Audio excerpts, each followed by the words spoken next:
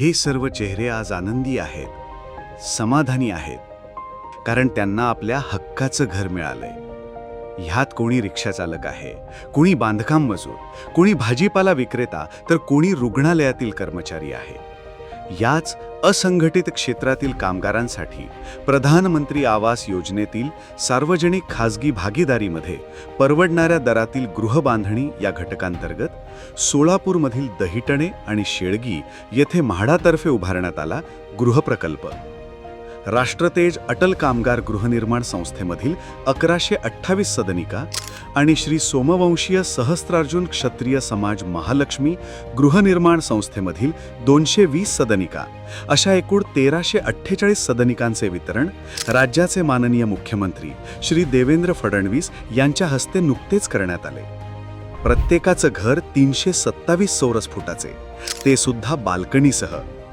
दहिटणे येथील एक घर प्रधानमंत्री आवास योजनेतील केंद्र व राज्य शासनाचे 2.5 लाख रुपये अनुदान वजा करता हे लाभार्थ्यांना मिळालंय फक्त 3,73,000, ज्यात 1 लाख लाभार्थ्यांचा स्वतःचा हिस्सा आहे आणि 2,73,000चं गृहकर्ज उपलब्ध करून देण्यात आलंय. यातही बांधकाम मजुरांसाठी अटल बांधकाम कामगार योजनेतून प्रतिकुटुंब 2 लाख रुपये अधिकचे अनुदान देखील दिले आहे. त्यामुळे बांधकाम कामगार लाभार्थ्यांना केवळ 1,73,000 घर मिळालंय.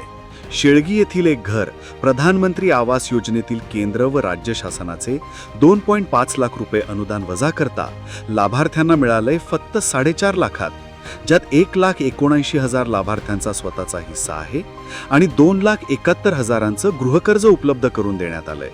शिवाय स्टॅम्प ड्युटीसाठी सुद्धा केवळ 1,000 रुपये आकारण्यात आले आहेत.